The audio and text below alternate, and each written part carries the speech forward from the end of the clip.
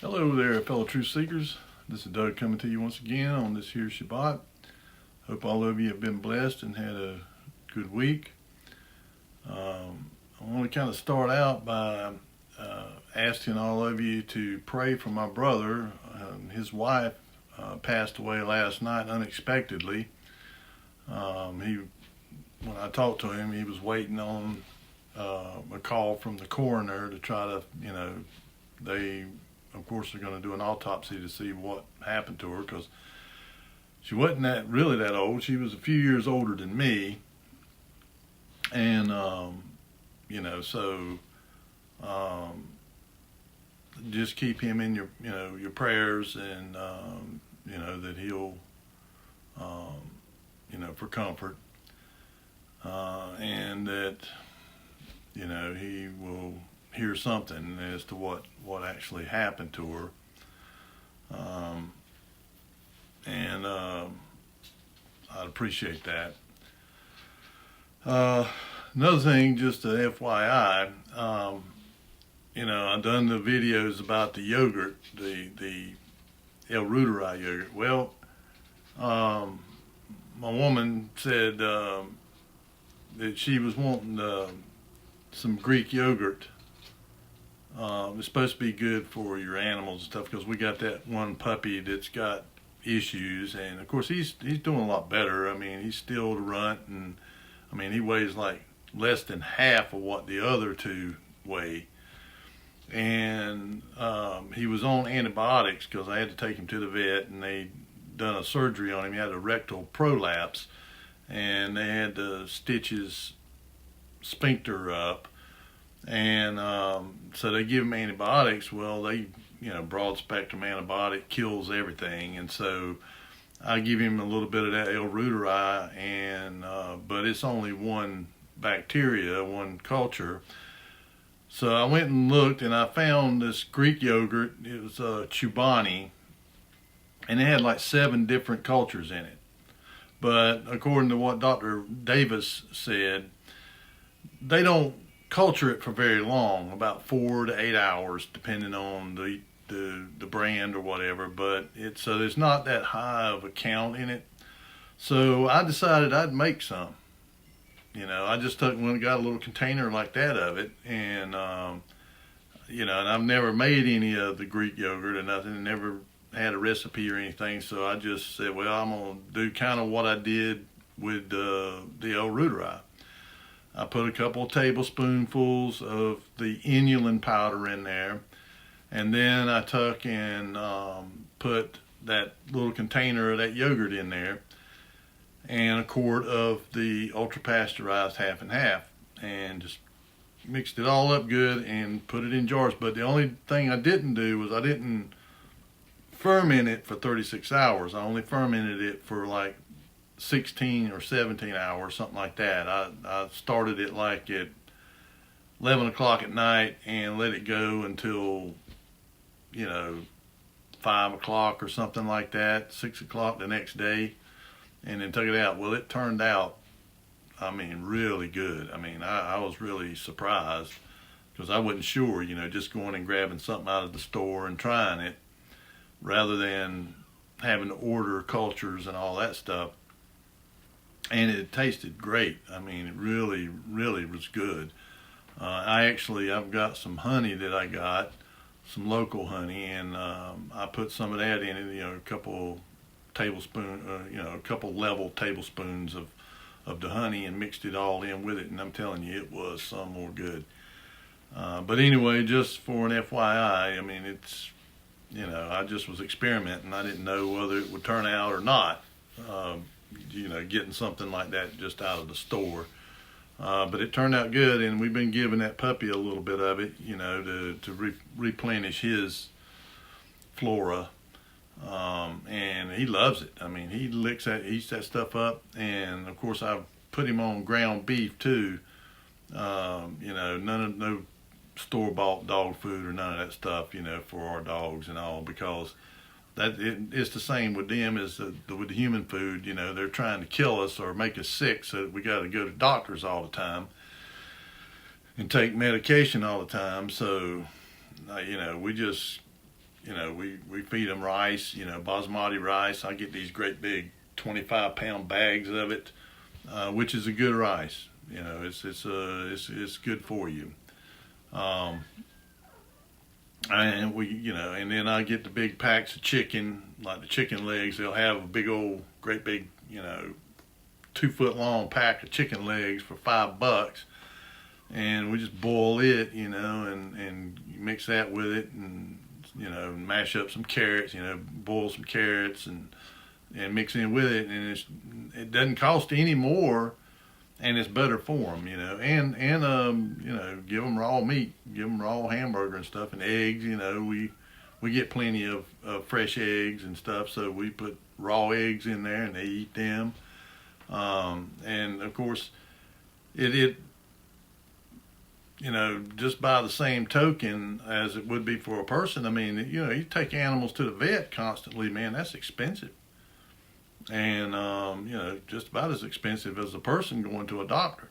So we try to do all that we can holistically natural to help them out, to just so they'll be good and healthy and won't need to go to a vet and won't have health issues. And them two, we call them the monsters, because I mean they're like we weighed them today, and they weigh like 7 pounds. One weighs 7. The male Dempsey weighs 7 pounds, and the female Lottie Bell, she weighs 6.5 pounds. And little Sammy, he ain't even 3 pounds yet. He's like 2 pounds 10 ounces. So we really focus on him, trying to give him good nutrition, to get him. And he had what they called swimmer syndrome. I think he was premature. I think he just, in the womb, he was not getting enough nutrients or something, and he didn't develop as fast as the other two did. And so when he was born, he was a runt, and which is not uncommon. But he had what they call swimmer syndrome. His legs wanted to go out like that, like he's doing the breaststroke or something. And so we had to take and tape his legs in, tape them up around the shoulder area to where they stayed in, and now they're staying in there now. And his back legs had to do the same thing. And we made a trough that's about that wide, and it's about 8 feet long, about that tall. It's just 3 boards like that, a trough. And you stick him in there, and he has to, it keeps him from falling over and stuff, and it has to stand up, has to, at least on his front paws. And he's got to where he's picking up, his back end with his back legs. His back legs are weaker. And so that's why we started giving him the ground beef. He needs the protein to build his muscles and all up. And, of course, when I took him over to the vet, they tried to say, oh, he's got this, this hydroencephalopathy. Well, he don't have, he ain't a waterhead. He don't have water on his brain. I think he's just premature, and normally you would have put a premature baby would go into an incubator and, and all that. And while they're finishing development. Because that's all it is that their organs and stuff, their brain, because your brain's really the last thing to form. And so I think he just, his motor control, because I mean, he's actually, like when he was able to understand when you'd say Sammy, he'd turn around and look at you, I mean, he knows his name. He knew his name better than them bigger ones, older ones. And so I don't think his cognitive ability is impaired. I just think it's his motor control is impaired. And it's getting better. I mean, we'd train, keep training him, putting him in that trough and stuff. And, because Becca, she, got attached to it, and felt sorry for it. And, because the vet, they kind of like, well, do you want us to put him down, and that kind of stuff. And I thought, well, no, at least let's try, to see if we can, get him to recover and get him to where he can walk and stuff. And he had a lot of trouble with his, being able to poo. and so that's why we started getting him on, get away from any kind of dog food or it started giving him like pumpkin, pureed pumpkin, no with no other ingredients, just pumpkin, sweet potatoes, bake some sweet potatoes and give him a little bit of that, some of that yogurt. And now I've started giving him ground beef, and he even liked the raw ground beef. He loves that, he eats that right up. So that's kind of, where we're at as far as, other than just working. But the yogurt seems to be, like I said, I've noticed that I started sleeping a lot better and I dream a lot more. I don't have heartburn. I don't have, no irritation in my guts and intestines. I mean, they seem to be calm, and regular bathroom appearances or whatever. As long as I eat enough, because I'm not I'm not like a, 3 times a day eat 3 big platefuls of food. I don't eat like that. That's why I'm able to stay kind of slim. And I try to stay away from processed stuff, and a lot of bread or carbohydrates as much as possible.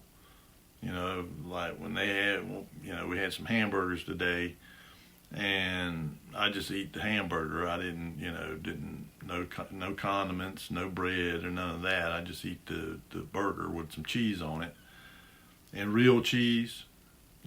Stay away from processed cheese. I mean, that ain't even real cheese. American cheese or whatever, that stuff it's not even real cheese. Stay with your fermented cheeses, your hard cheeses and stuff, or, Swiss cheese, provolone, if you want sliced cheese, something that'll melt and all that. Provolone cheese is fermented cheese. Stay away from cream cheese. I know it's good, but it's not really cheese. It's not fermented or anything. Cheese, real cheese, is fermented, and all fermented foods are good for you. The better cheeses to eat, Roquefort blue cheese. Of course, a lot of people don't like blue cheese. It's strong and stinky, but it's good for you. Goat cheese, Parmesan Reggiano, are real good. And again, stuff like provolone and all, and cottage cheese. Cottage cheese, you can make cottage cheese. It's not that hard to make, and it's ferment. But it's really good for you. And, it has protein. It has the organisms in it, the microbiome. Has casein in it, which is good for your brain health. I mean, it's just good all the way around. And, I recommend you just eat a lot of fermented foods if you can. It's really, it's really good for your digestion and for your, your alimentary canal, as they say. Sauerkraut, kimchi. Kimchi is one of the best things you can possibly eat as far as fermented foods. Of course, a lot of people don't, it's strong. I love it. I mean, it's good stuff, but a lot of people, and you can make it yourself. I mean, you can just look online and get the recipes, and it's not, it's a little, there's some work in it, cleaning it, cleaning the cabbage. They use Napa cabbage or they use bok choy, and there's other stuff you can ferment too. I mean, garlic and carrots and but they use a lot of red chili pepper on the kimchi, so it can be a little spicy, depending on how but you can make it many different ways. You can kind of fine tune it to your own taste, but the benefits of it, and they use some kind of fish sauce or something in it. That might, but you don't have to put that in it. You can delete that, but then you just put it in water and salt it, you salt the leaves, you soak them in water, drain it off, you clean it, and then you put salt on it. You put salt and put a leaf, salt, a leaf, a salt, and just keep stacking it up in a little container or whatever. And then let it, because it gets the water out of it. And then you drain it off, and then you take and put it in your, crock, or they usually, like the Korean people, that's where it comes from, the Koreans. They put it in a big, pottery crock, and then put a lid on it, just a drop-on lid. That way it can kind of burp itself, because they do outgas. And then they ferment it for a couple of weeks or whatever. And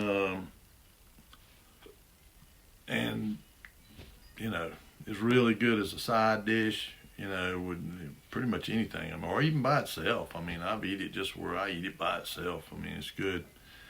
But anyway, enough of that. That's my health hack for the week. Because I do care about people's health. And I know that, that we're not, we're spiritual beings, and that the flesh is, it's going to die eventually. But if we can have a better quality of life and feel better and not be running back and forth to doctors all the time, based on eating properly, eating a proper biblical diet, will go a long ways towards that. And if you look at the biblical diet, they eat a lot of meat. And it's coming out now. They've tried to suppress it, because they want us sick. That's just the pharmaco-medical industry in the United States is a $4.5 trillion business. It's sick care. It ain't health care, it's sick care. And they're in league with the big ag and all that, and the big food industry that makes all of this, which RFK, he's doing some stuff. He's not quite doing a lot of what I would prefer him to do, but especially concerning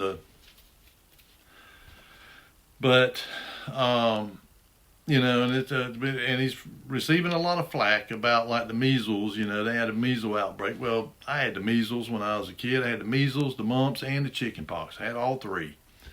And it challenges your immune system. That's what strength, these things, I don't think they're just by accident. I think that they, are part of the whole of the system that has been created. It challenges our immune and strengthens our immune system. And to strengthen our immune system against stuff that's even more deadly, or more, that are in the same kind of family, like chickenpox and smallpox. Well, smallpox is more, deadly than chickenpox is. The problem with chickenpox is they say, a lot of times people that get chickenpox, later on, they more subject to get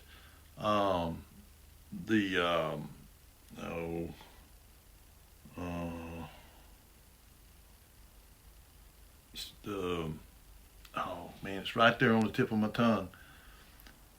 You get them like around your waist or under your armpits and stuff, around your neck, and they're really painful.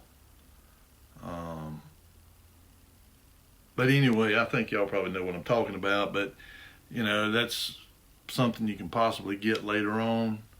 Of course, thankfully I haven't had any of it. But I had a good friend of mine did, and he said they were pretty bad.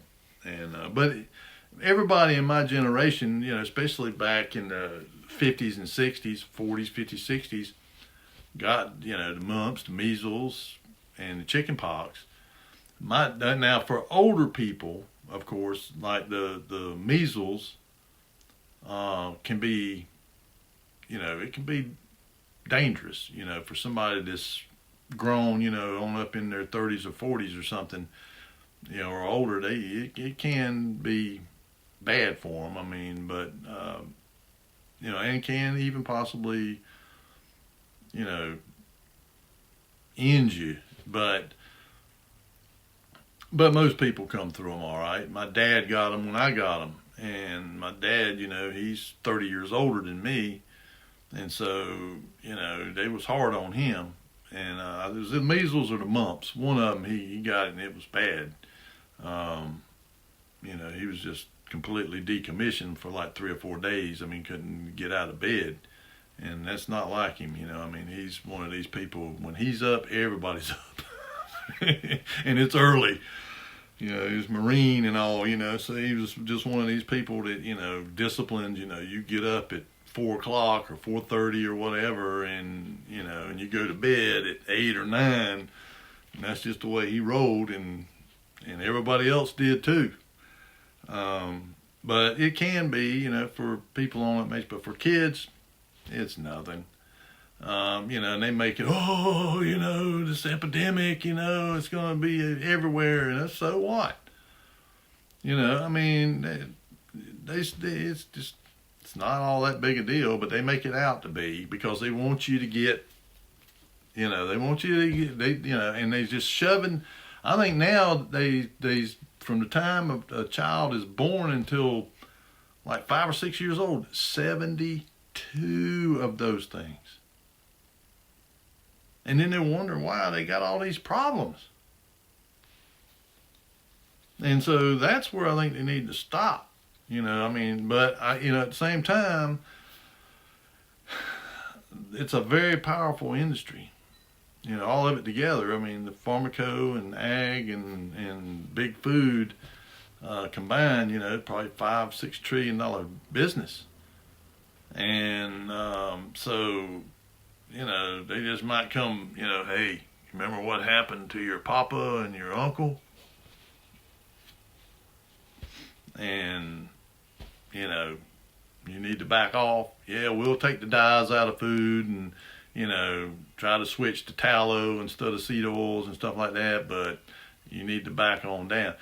And, they've, announced that basically for people that do have to have medication, don't get me wrong, I'm sure there's some medications that if you're having a life-threatening event and it can, it can save your life or whatever, but this stuff for chronic sickness, where they want to have you captive for the rest of your life, no, I think that diet is the way to get around that.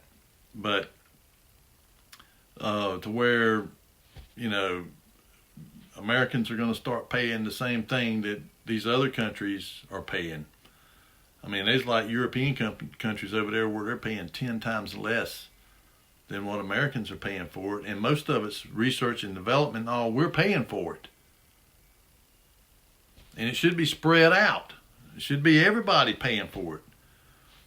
And they said that's exactly what's going to happen. And they're going to do it whether they like it or not. Well, we'll see. But I personally think that, that our bodies are capable, our Creator made our bodies to be able to fight off any kind of sickness or disease. If you look in scriptures, the people that lived according to the ways of Elohim and followed his Levitical diet, they never had no sickness. The only sickness you ever heard about, there was just a few things that you hear about in the scriptures. One was leprosy, and that was because of sin. It had to do with sin.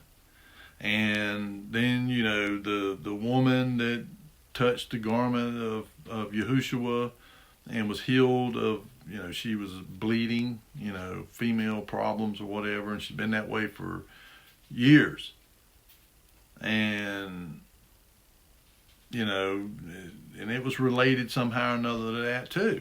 And all the doctors and all the physicians couldn't do anything for the woman. But she believed that if she could just touch his garment, she'd be healed.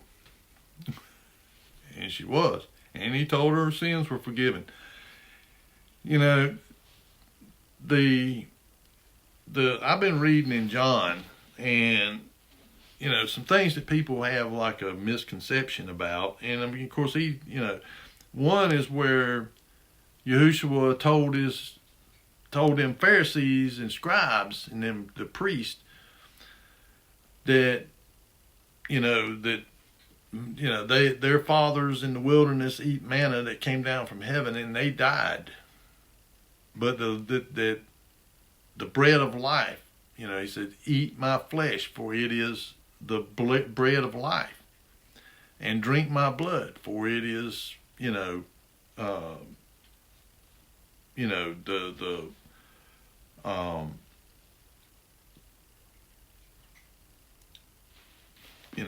it says, he that eateth my flesh and drinketh my blood dwelleth in me. Well, they thinking they were offended by this because they were thinking he literally meant for them to eat his flesh and drink his blood. But that was not what he was talking about. What he was talking about was spiritual. And so I'm going to read a little bit of this. This is in John chapter 6. It says, beginning over here, let's see.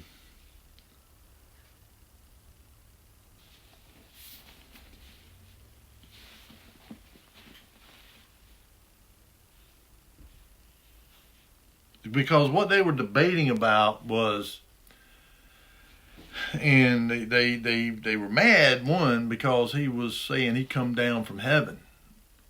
And he was teaching the doctrine of the Father.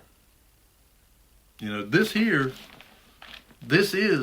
the doctrine of the Father and of, the doctrine of Christ or Yahushua is the doctrine of the Father.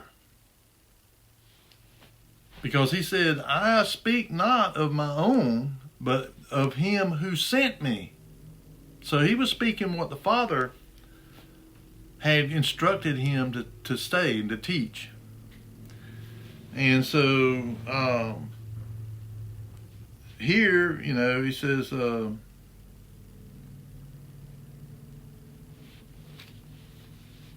it says, and when this is in verse 25, it says, when they had found him on the other side of the sea, they said unto him, Rabbi, when camest thou hither?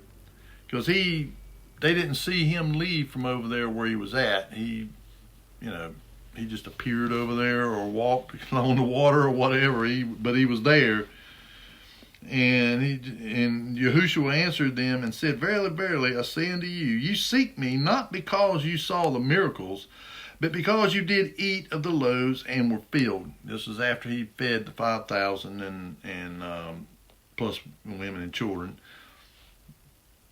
And but see, all the works he did, all the miracles he did, was to authenticate who he was. Because in the Tanakh, the Old Testament,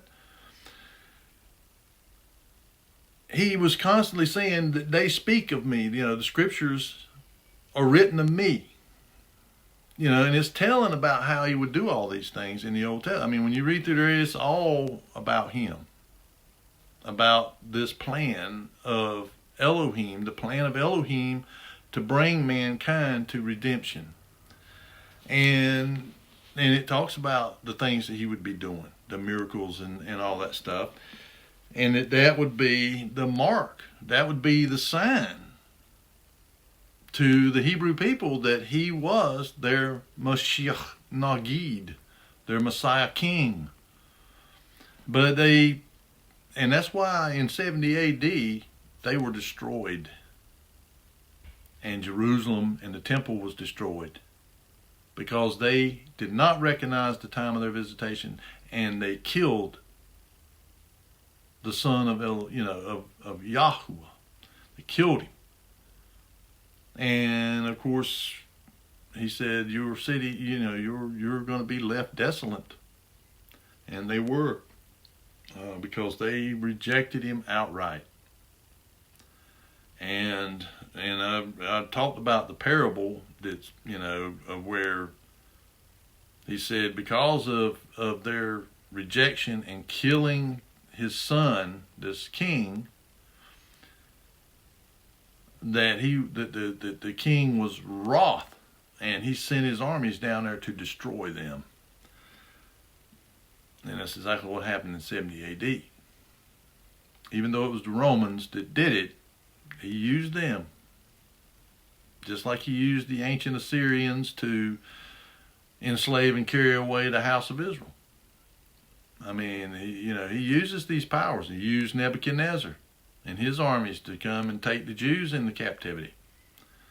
So, that's what he does. He uses these Gentile powers to come against them whenever they are, when they were, violating his law and they were playing the harlot. Well, that last time, that was like their third go around, and it was like 3 strikes, you're out. And that's why he began to go to the Gentiles and seek them out and draw them to Yahushua, because they were more receptive, more willing to believe that who he said he was. And he proved it by the things he did, the miracles he did. That was his method of authenticity. But yet these people, they said he had devils and everything else, and they blasphemed the Ruach. But Yahushua said, you revealed. He says, labor not for the meat which perishes, verse 27. Labor not for the meat which perisheth, but for that meat which endureth unto everlasting life, which the Son of Man shall give unto you. For he hath Elohim the Father sealed. For him hath Elohim the Father sealed. Then said they unto him, what shall we do that we might work the works of Elohim? Yahushua answered and said unto them, this is the work of Elohim, that ye believe on him whom he hath sent. They said therefore unto him, what sign showeth thou then, that we may see and believe thee? What dost thou work?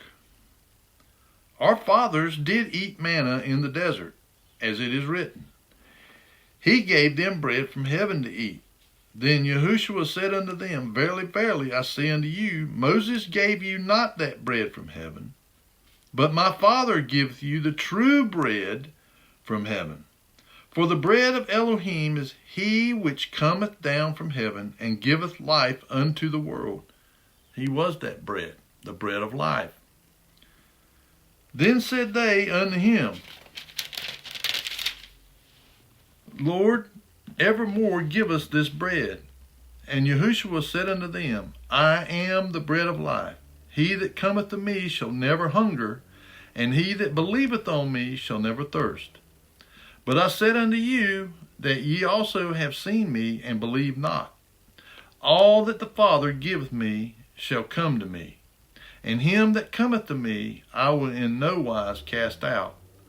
For I came down from heaven not to do mine own will, but the will of him that sent me. And this is the Father's will which hath sent me, that of all which he hath given me I should lose nothing, but should raise it up again at the last day. The Jews then murmured at him, because he said, I am the bread which came down from heaven. And they said, is not this Yahushua the son of Joseph, whose father and mother we know? How is it then that he saith, I came down from the heaven? Yahushua therefore answered and said unto them, murmur not among yourselves. No man can come to me except that the Father which hath sent me draw him, and I will raise him up at the last day. It is written in the prophets, and they shall be all taught of Elohim.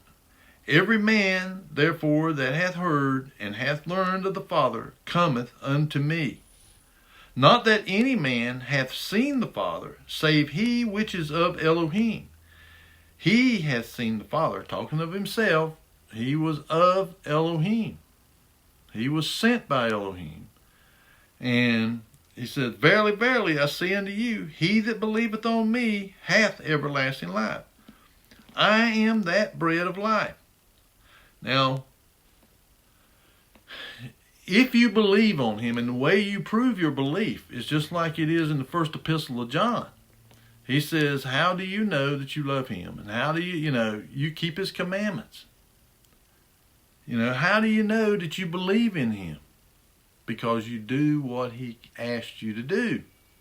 If you don't do what he came teaching, then it's hard to believe that you truly believe in him. You prove your belief by living like him, by doing what he said for us to do. That's how you prove your belief. It's like James said, you show me your belief without works, and I show you my belief by my works. Because he said we're supposed to do the same things he did. And, of course, as far as gifts and stuff, maybe they're still around. I don't know. I don't know if it was just for the Talmudim and the early Kodashim, or if it's, something that he gives through all time. And of course, people have different gifts. Not everybody has the gift of healing. Not everybody has the gift of tongues. Not everybody has the gift of prophecy. I mean, there's different gifts, and people have it in different gifts in different measure. And gift of teaching, preaching. I mean, it just depends. It says, this is verse 48, I am that bread of life. Your fathers did eat manna in the wilderness and are dead. This is the bread which cometh down from heaven, that a man may eat thereof and not die. And really, what does it tell us in the first chapter of this book? That he is the Word. Okay, so if he is the bread of life and he is the Word, it's the Word that is life. This Word that I'm reading here. That's the bread of life. His words. It's not literally his flesh. I mean, that's a metaphor. But, he says, I am the living bread which came down from heaven. If any man eat of this bread, he shall live forever. And the bread that I will give is my flesh, which I will give for the life of the world. And again, they're thinking, oh man, this is bizarre. We're supposed to eat his flesh and drink his blood. But that's, it's spiritual. It's a spiritual thing. It's not literally eating flesh and blood. It's the spiritual blood and the spiritual flesh. And he says, the Jews therefore strove among themselves, saying, how can this man give us his flesh to eat? Then Yahushua said unto them, verily, verily, I say unto you, except ye eat the flesh of the Son of Man and drink his blood, ye have no life in you. Whoso eateth my flesh and drinketh my blood hath eternal life, and I will raise him up at the last day. For my flesh is meat indeed, and my blood is drink indeed. He that eateth my flesh and drinketh my blood dwelleth in me, and I in him. As the living Father hath sent me, and I live by the Father, so he hath that and I live by the Father. So he that eateth me, even he shall live by me. This is that bread which came down from heaven, not as your fathers did eat manna, and are dead. He that eateth of this bread shall live forever. These things said he in the synagogue as he taught in Capernaum. Many therefore of his disciples, when they had heard this, said, this is an hard saying. Who can hear it? When Yahushua knew in himself that his disciples murmured at it, he said unto them, doth this offend you? What and if ye shall see the Son of Man ascend up where he was before? It is the Spirit that quickeneth. The flesh profiteth nothing. The words that I speak unto you, they are spirit, and they are life. You see, he's telling them it's a metaphor for something else, for the spiritual. And that when we eat this word, this bread, his words, the doctrine that was delivered to us from the Father, that's the bread of life. That is the bread of life, is his words, the doctrine that he delivered to us. And we are spiritually nourished by this. It's not, that's the reason he's saying right here, the words, notice he said, the words that I speak unto you, they are spirit and they are life.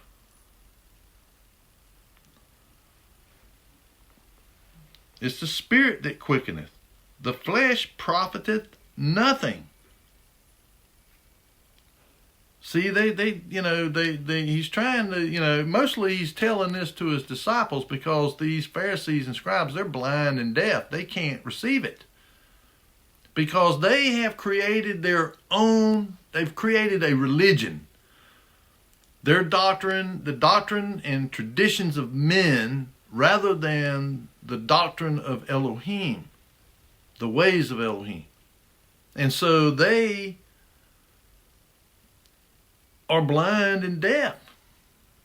That's the reason they could not receive him. Because they had, created their own belief system, their own religion. And, and he called them out for it. That you are teaching for gospel, for doctrine, the traditions and doctrines of men. Not the ways of Elohim. And so they couldn't receive it. To them, it was bizarre.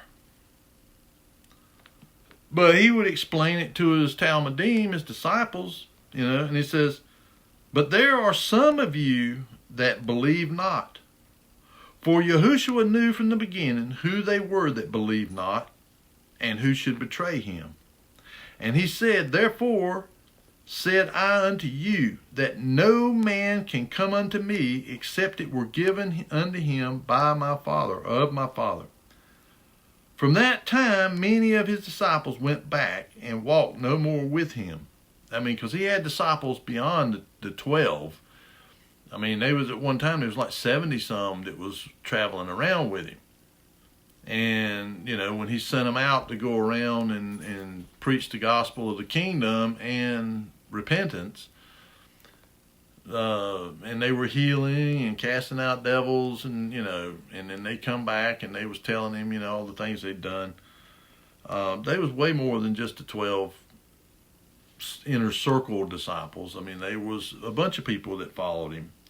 But they began to, because they were offended by what he was saying, because they did not understand, they didn't hear. They didn't understand that he was talking in the spiritual, that we need the spiritual bread, this word that come down from the Father. It came down from the Father, and it was Yahushua. He was that spiritual bread, that flesh, that blood that came down and was made flesh. There in the first chapter of John. I encourage you to read that, verses 1 through 14. And it tells you that the Word was made flesh and dwelt among us. And we beheld his glory as the only begotten of the Father, full of grace and truth. Because he come speaking the doctrine of the Father, not of himself. And he tells you this over and over again. He says, I'm not speaking of myself, I'm speaking of the Father. And the only thing, the Son can only do that which he sees the Father do. He can only say that which he hears the Father speak. And so that's what he did. He came down here doing the things he saw the Father do, and hearing and speaking the things that he heard him say. And he says,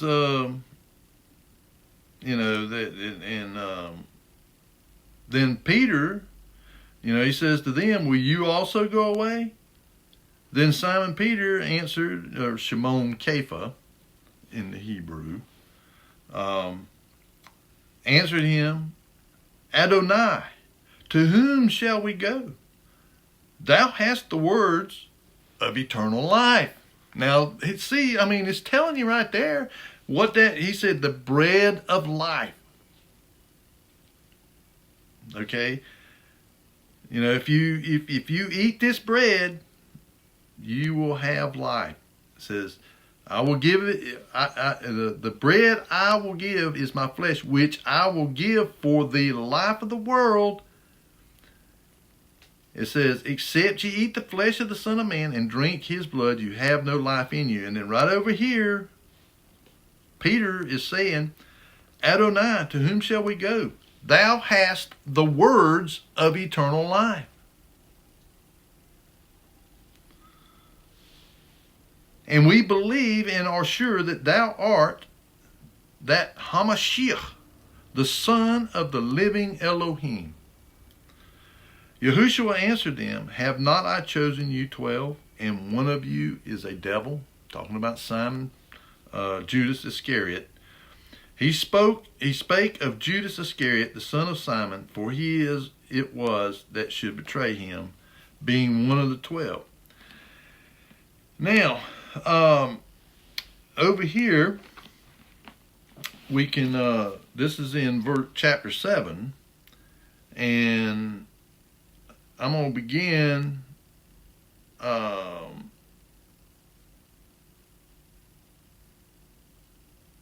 they were, it says, he had sent his Talmudim disciples to go on up. The feast was getting ready to start.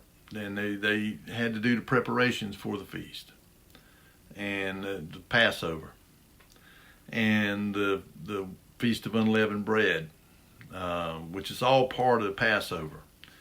Okay, and so he sends his disciples ahead, and says, I'll come. Well, they didn't want him to because the Jews were out to kill him. They already had been plotting to kill him.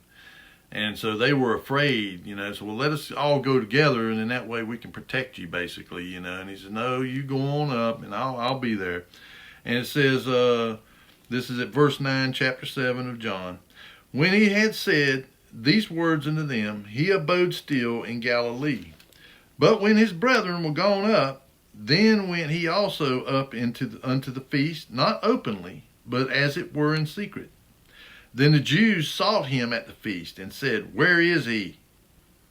And there was much murmuring among the people concerning him. For some said, he is a good man. Others said, nay, but he deceiveth the people.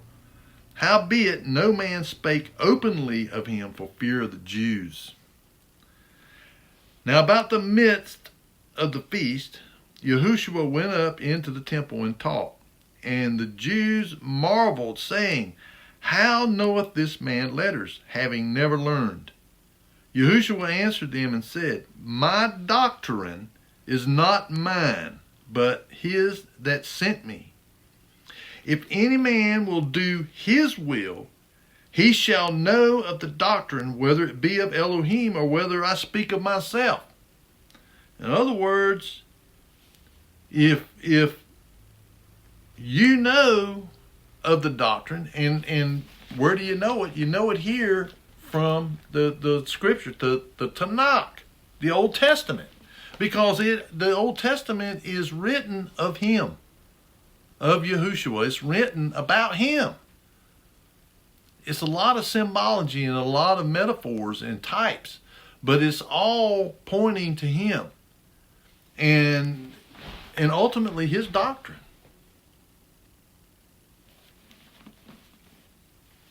But it says, and he says, and if you know that, you know whether he speaks of himself or whether he is speaking of Elohim, his doctrine. And he is. He's speaking what the Father said.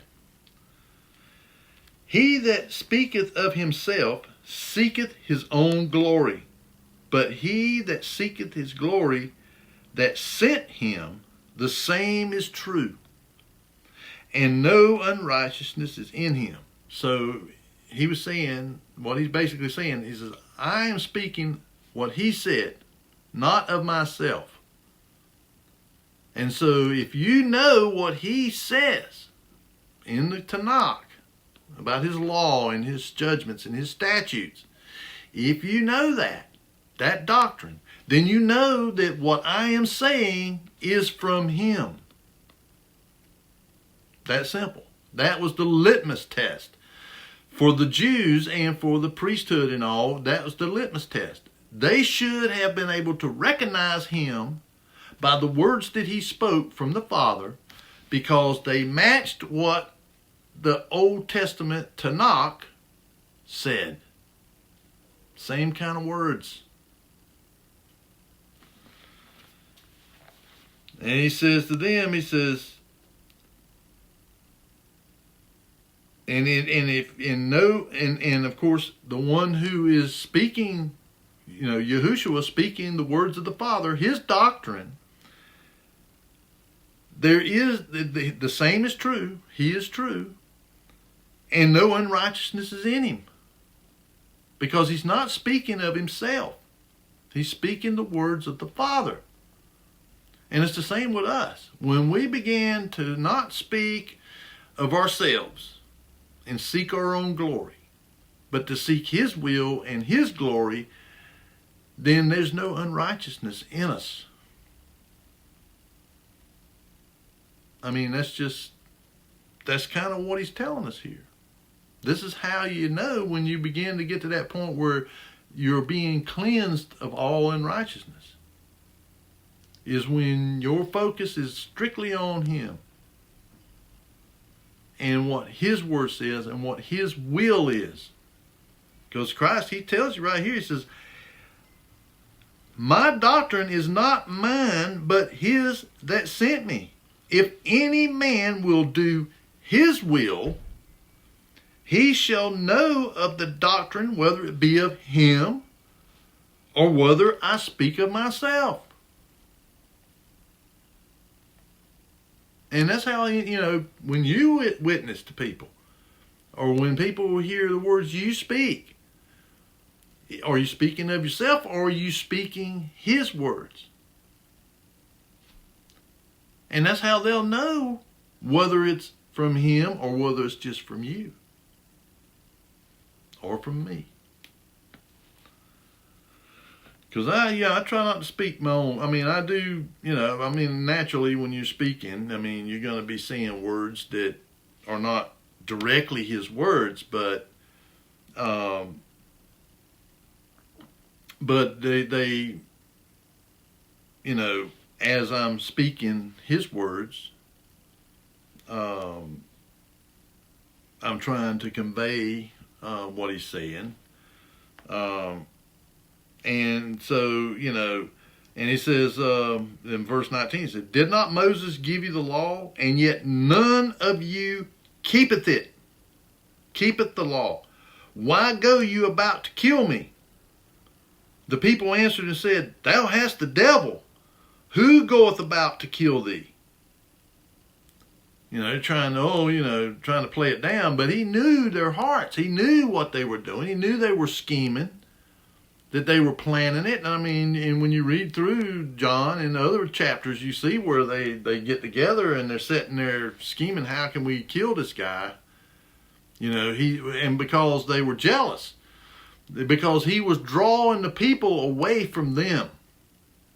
And they like the praise, and they like the, being in the high places and getting the accolades and being recognized out in the town, you know, and getting saluted, you know, whenever they'd walk by, you know, hey, priest, you know, hey, rabbi, you know, and they're bebopping along, feeling all proud of themselves.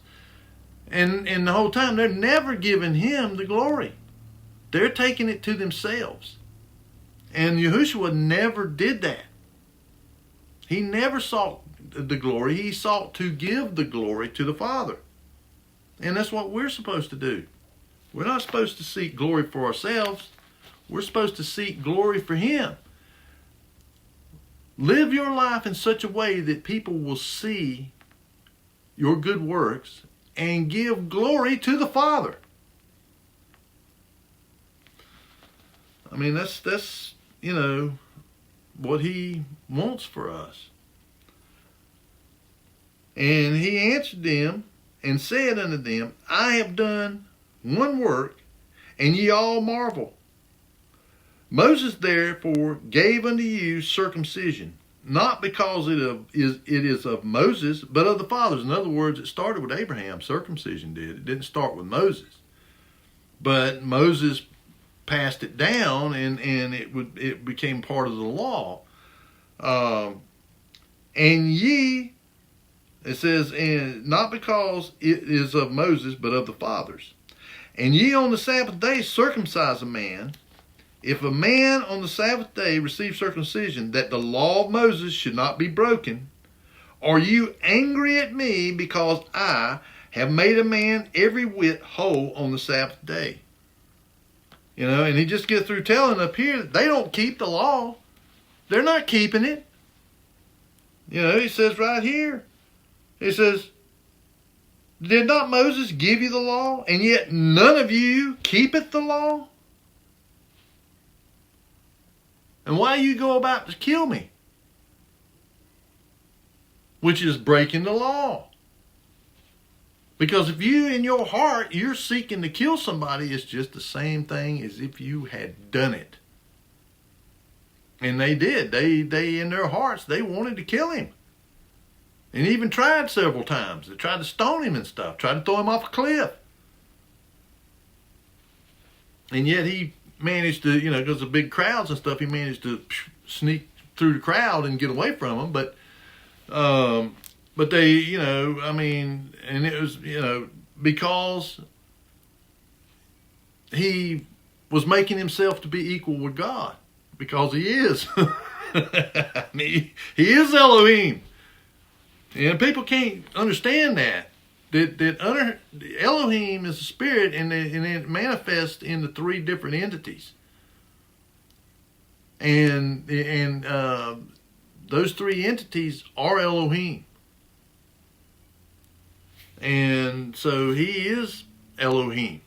And Yahuwah is Elohim. And the Ruach HaKodesh is Elohim. But anyway, I mean, if a man, you know, what they're condemning him for, they're condemning him for doing good on the Sabbath. And he goes on over here and he says that, he says, judge not according to the appearance, but judge righteous judgment. So if you do something on the Sabbath that is good, there's nothing wrong with it. That's what he's talking about, judge righteous judgment. They're judging just blanket judgment. Their judgment is not right. Because they're judging him for doing something that is good. And he also emphasized that the Sabbath, that man wasn't made for the Sabbath was made for man. You know, yeah, we should honor it and you know, try not to do anything on that day. We should rest and contemplate our relationship to the Father and meditate on His Word. But, you know, if somebody was in need and needed help, you know, they were stuck in, you know, the car was stuck in a ditch, or they fell down a hill or something, needed help up the hill, would I just say, oh, sorry, I can't do that, it's the Sabbath? Or would I go down there and help that person? Or if they were hungry, would I not go in there and fix them something to eat? You know, I mean, you got to judge righteous judgment. And that comes from studying this word. The word will lead you to what is right judgment. And judging whether something is going to be a sin or whether it's a righteous act. And it's the same thing where he told them, he says, you know, which one of you, if your ox fell in the ditch on the Sabbath, wouldn't get it out? Or would you leave it there to die? They would get it out because they care more about that beef on the hoof than they do about keeping the Sabbath. But whenever it comes to somebody else, see, I mean, this is the problem with the priesthood, the Levites and all, and those Pharisees and scribes and stuff. They wanted to make you follow it, you know, laws for you, laws for thee and not for me.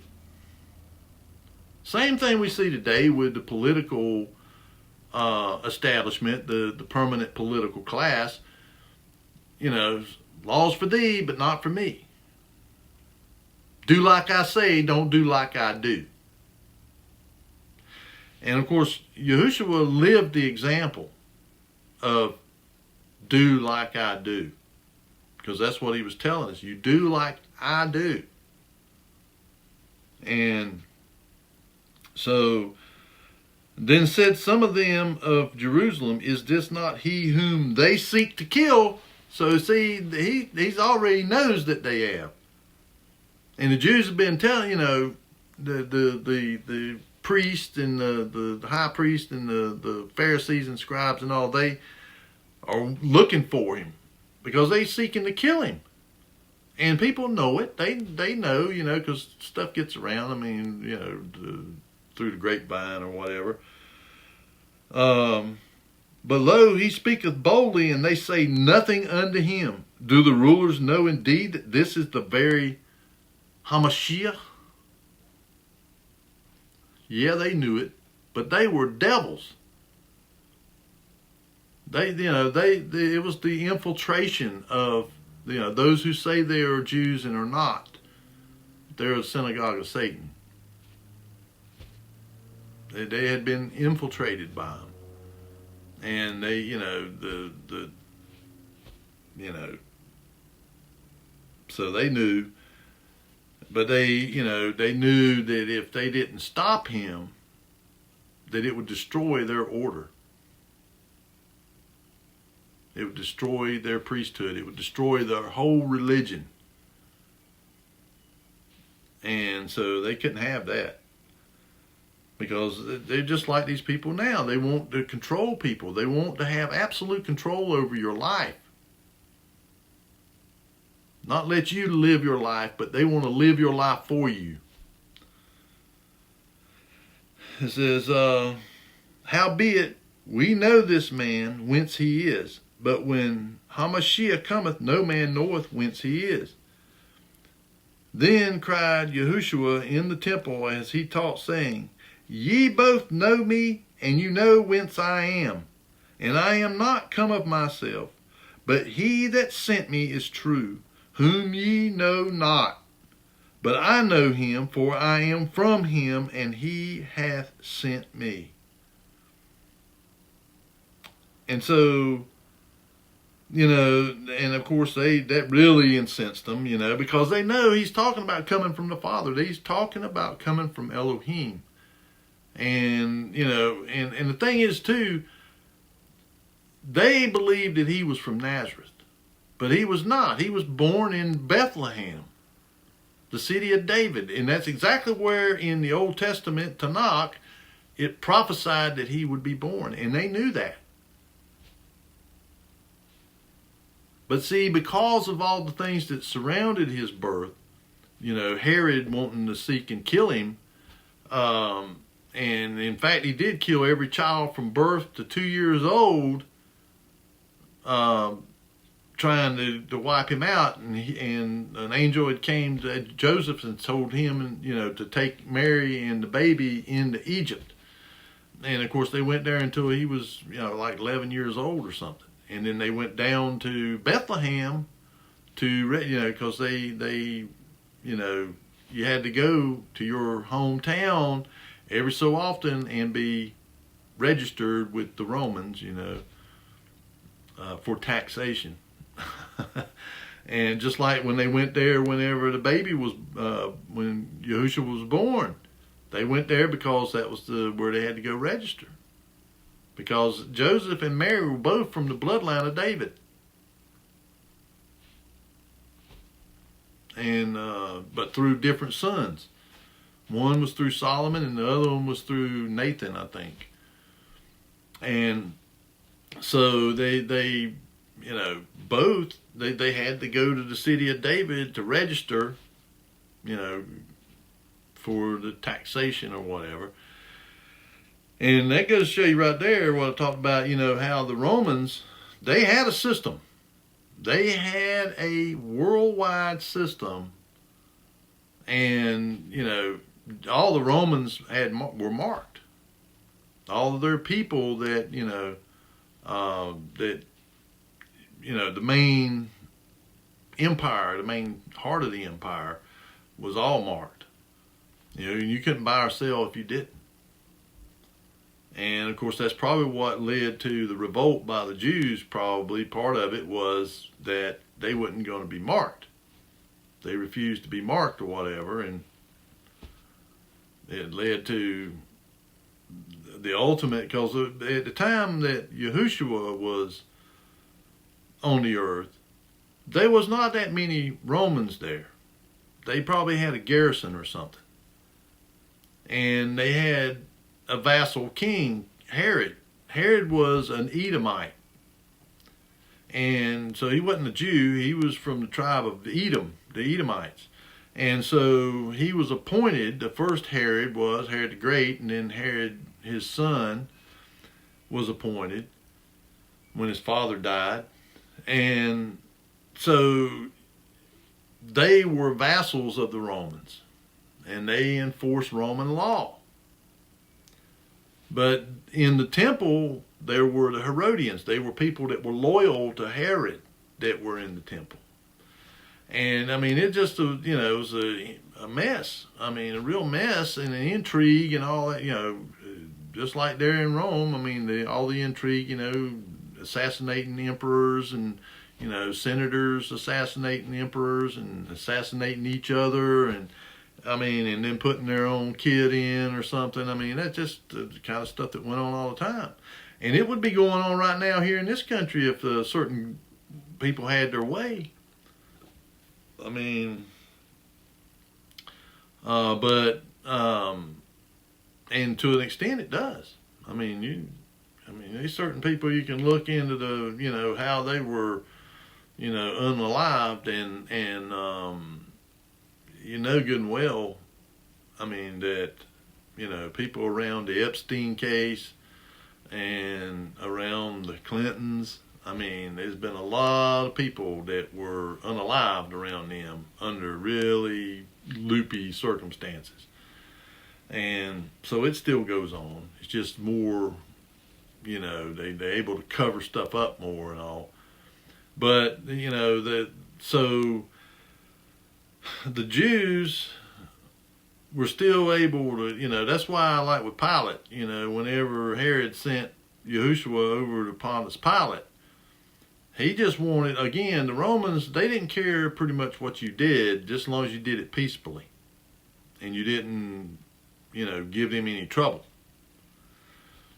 And so they sent over to Pilate because the authority to actually execute people had been taken away from the Jews. The ability to enact capital punishment. But they could petition the Romans to execute somebody, and by going to Herod. They would go to Herod, and then Herod would, send a letter over to Pontius Pilate. He was the Roman prelate or governor for that area, for Judea. And so, their official representative there. And so they sent him over to him. And of course, he tried him and said, he couldn't find no fault with him, that nothing worthy of death, here, let's just scourge him and then send him on his way, And they wouldn't have that. They just cried out the more to crucify him. And so they wasn't that big a presence of the Romans there yet. But by the time of 70 AD, there was, because the Jews kept revolting against them.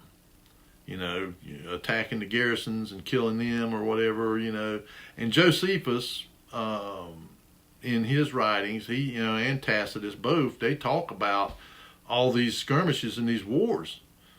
I mean, there was a bunch of them. It wasn't just one big conflict. It had been going on all along, and it just kept escalating and escalating, and that's when the Romans finally, they just, under Vespasian and Titus, they went down there with the intent of wiping them out if they didn't submit.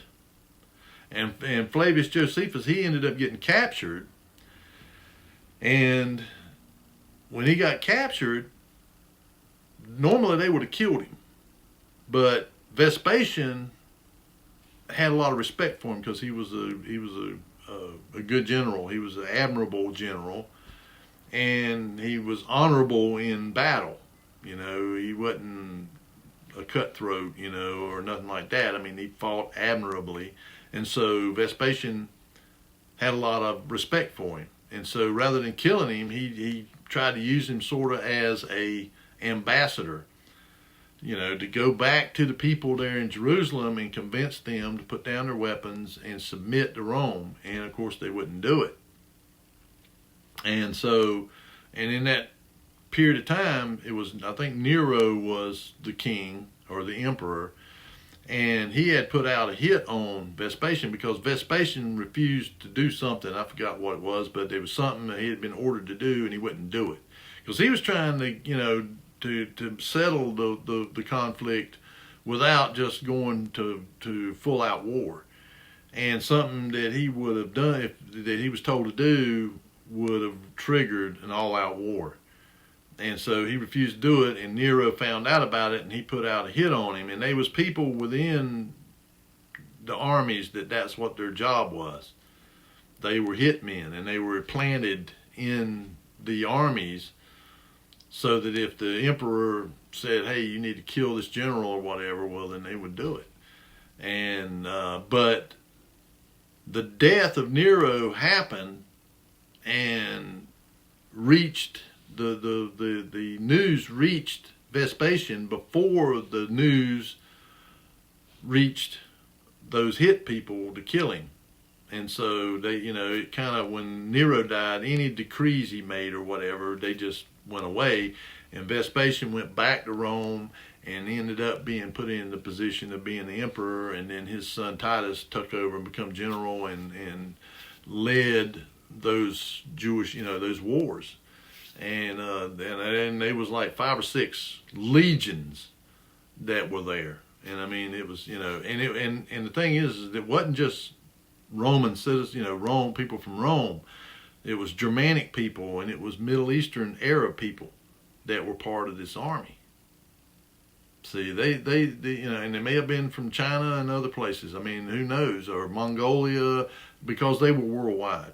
We've been lied to about where these, how Rome was just this, no, they were everywhere, and their buildings are all over the place too, and they've dug them up. And they're using a lot of them today. But a lot of them, they were buried or almost buried, just, domes sticking out and stuff like that. I mean, they unburied them. Rome was the same way. I mean, the Colosseum over there, I mean, they were planting gardens. And, the Colosseum, the dirt was all the way up to the very top of the Colosseum, and they were growing gardens in there. There was just a little bit of, about that much of the top of it, wall going around like that was showing. And, I mean, the rest of it was underground.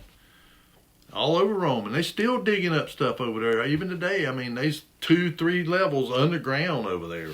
I mean, that was at one time street level. I mean, that's how deep this stuff was buried. Where did that come from?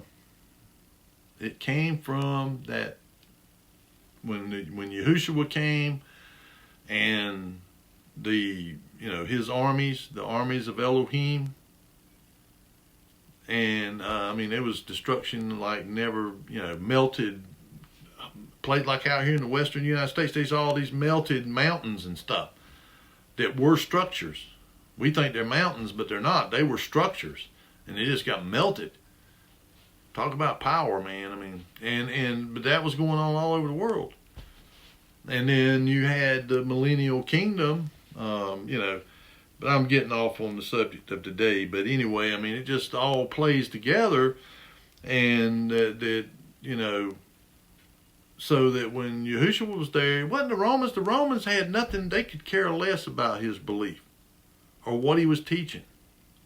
Again, they only just wanted peace, no uprisings and stuff like that.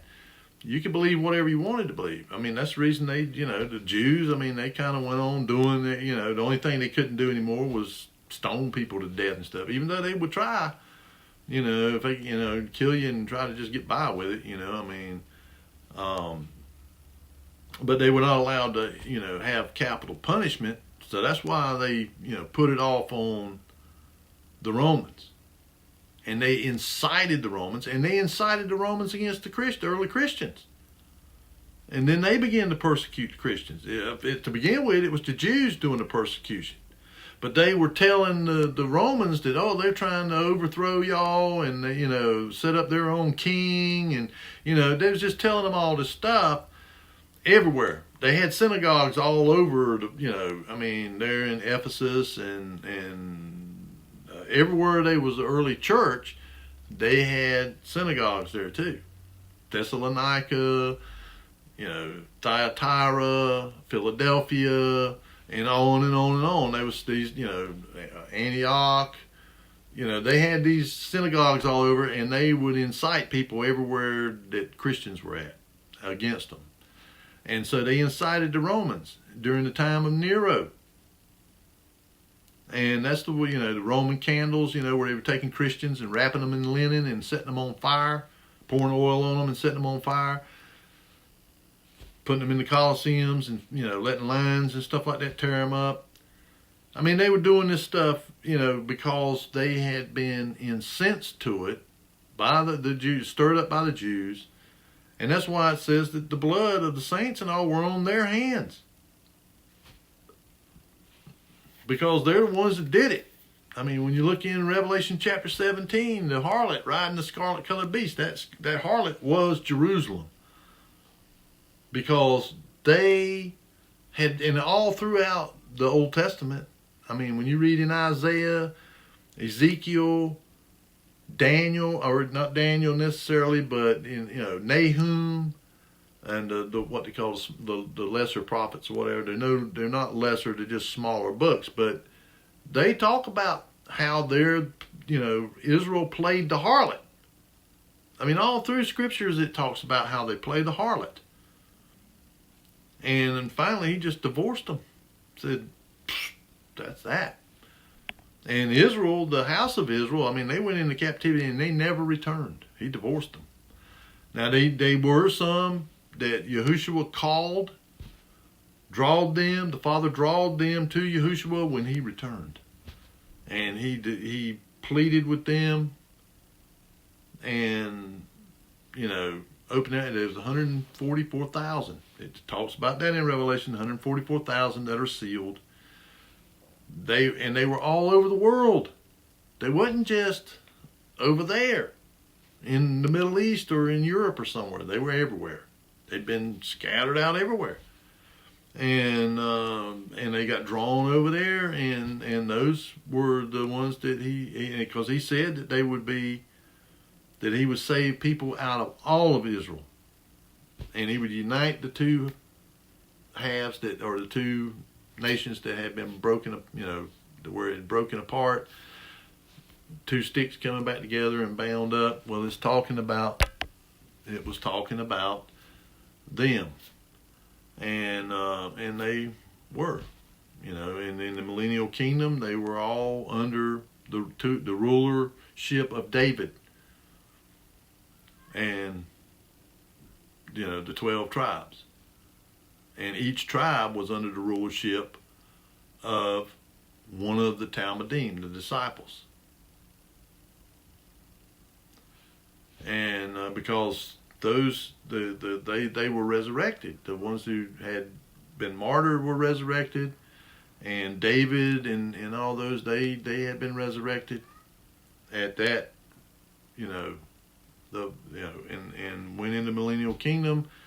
And now we're at the end of it, and of course, but the same, Elohim's ways, his teachings, his doctrine doesn't ever change, and it applies the same now as it always has. And of course, Christ is telling us here that it's His words, that's the bread of life. His words. And it says that there'll be people that seek Him, but they can't go where He is, because He ascended back up to where He came from.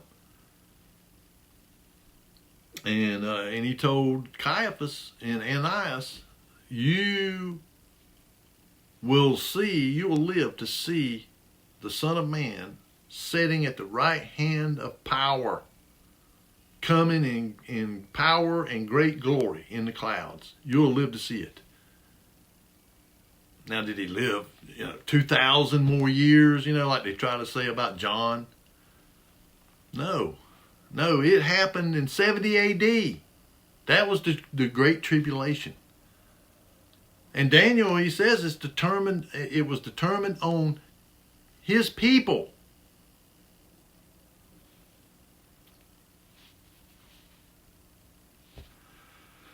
So, there's 70 weeks of years determined against his people. And 69 weeks had been played out when Yahushua would come on the scene.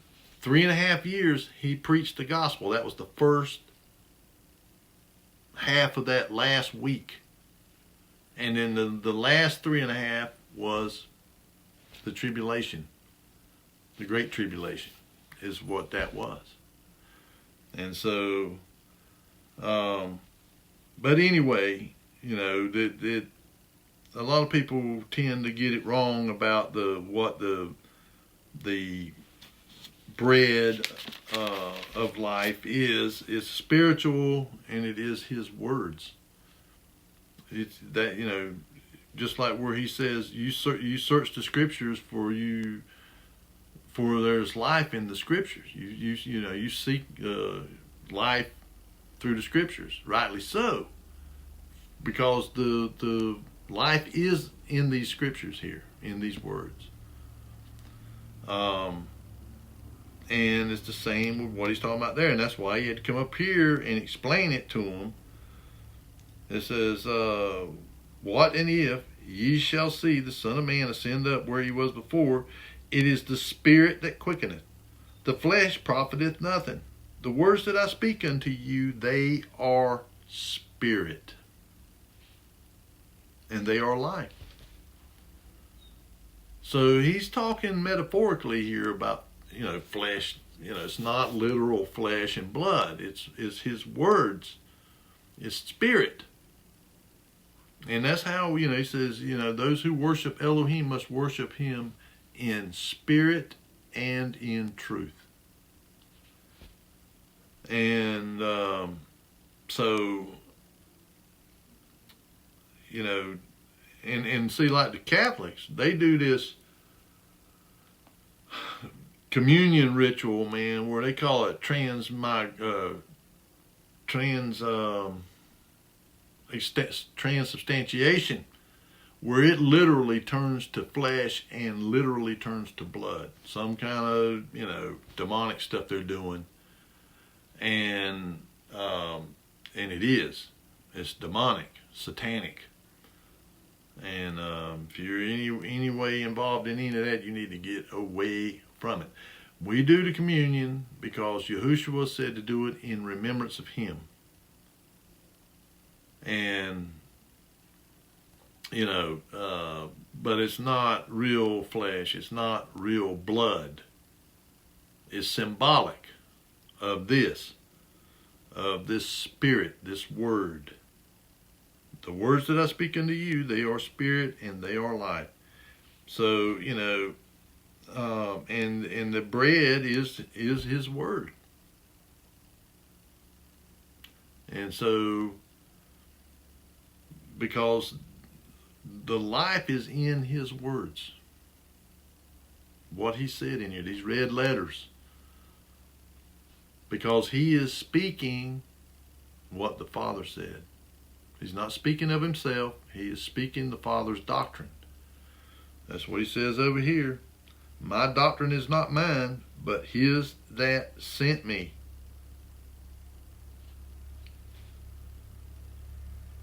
And he says, if any man will do his will, he shall know of the doctrine, whether it be of Elohim or whether I speak of myself.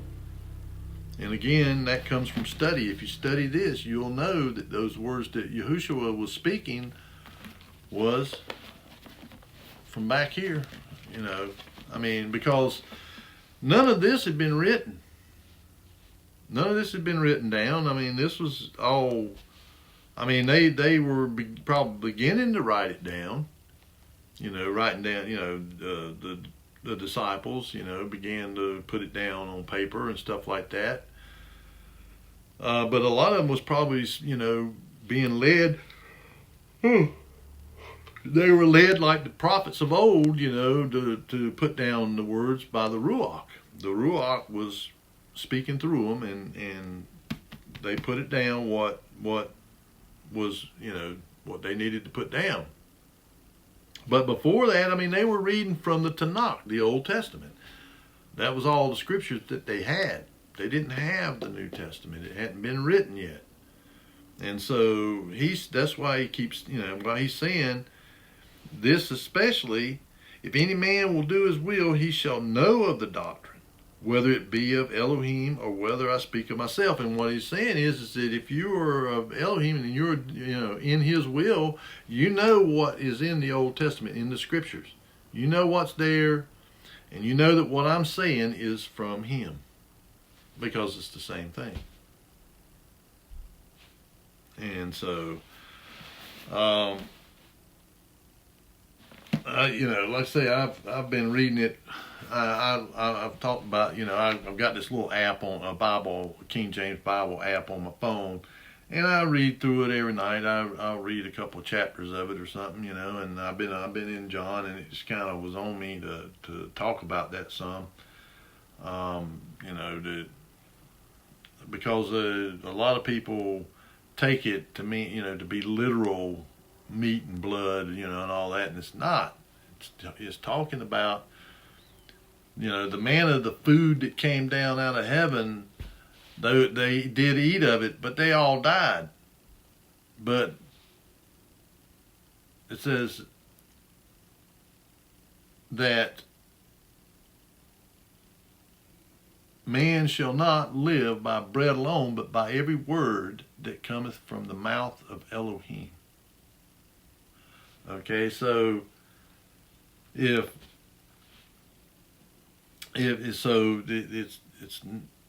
not that kind of bread. You know, it's not physical. It's spiritual, and that's what he was emphasizing. It's a spiritual thing.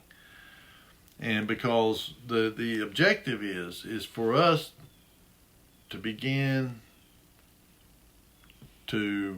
for the spiritual man to be strengthened and built up, and the physical man to diminish. The physical flesh and blood man to diminish, and the spiritual to, you know, to ascend.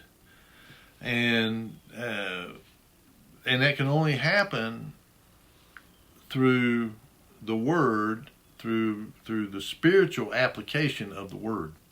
It is because it's all meant to be spiritual. You know, because the spiritual man and the flesh and blood man have got to be separated from each other. Because this physical man is corrupt, and it corrupts the spirit. So if you know, it will ultimately corrupt the spirit and lead you to destruction. So that's why he says that we have to die to the flesh. Not literally die, but spiritually die. The spirit ascends up, this goes down, and we die to it. It dies. Crucify your flesh daily, and it goes away, and then the spirit remains. This lives forever. This don't. But it can only live forever if we are in His Word, eating of it, eating of His flesh and drinking of His blood, eating that Word, and it becomes part of us. And the more we have that, then the more that we're going to be dying to the flesh. That the flesh is that it no longer, because we don't. It's the flesh that loves pleasure. It's the flesh that likes sex and drugs and alcohol and the things of the world. And Paul there in Romans, he talks about it. I mean, this battle between the spirit and the flesh. That, he says, that thing I would not do, that I do, and that which I would not do, or would do, I do not. It's this battle against the flesh and the spirit. And the mind, that's why he tells us too, we have to take, our mind has to be brought into subjection. Because our mind gets, we want our mind to be attached to our spiritual self, to our ruach, and to our nefesh, and separated from the flesh. Because the mind and the flesh, if they're connected, they feed back on each other. It's like a feedback loop. The physical pleasure releases dopamine or some kind of stimulant in your brain, and you get the sensation of ecstasy or pleasure or whatever, and so your mind tells your body to do it again, to do it again, to do it again. It's addiction. And addiction can be more than just drugs or alcohol. It can be anything. Addiction to porn, addiction to sex, addiction to, food, addiction to anything that you believe in your mind gives you pleasure. And of course, like I said, it's like a feedback loop. Your mind will tell your body to do it again, and your body will release the pleasure to your brain. It just keeps feeding itself until you burn out, or until you die. And if you die in that condition, you die and you perish. But, so, bring your mind into subjection and let your mind be focused on the spiritual you and edifying it and feeding it that spiritual bread and that spiritual blood, that spiritual flesh and blood, feeding that spiritual you. Because that's what he's talking about. Because he said, that manna that came down, it was food for Moses and those people, but they're all dead. It didn't give them life. It sustained them for a while, but it didn't give them true life. No, the true manna that was Yahushua, that is life. That's the true life. And it's spiritual. It's a spiritual it's a spiritual metaphor, a metaphor for something spiritual. And so, but those people that were blind and deaf, they couldn't receive it. And of course that was for, Elohim's purposes. But anyhow, I guess that's it. I'm going to call it an end right there. As always, I love you folks. I thank you for watching the videos. I hope all of you will be blessed and have a great rest of your week. Everything will be well with you. And again, I ask, keep my brother in your prayers, that he'll be comforted and through this loss. And I guess that's it for this week. And I'll see you again on the next Shabbat if Yahuwah is willing.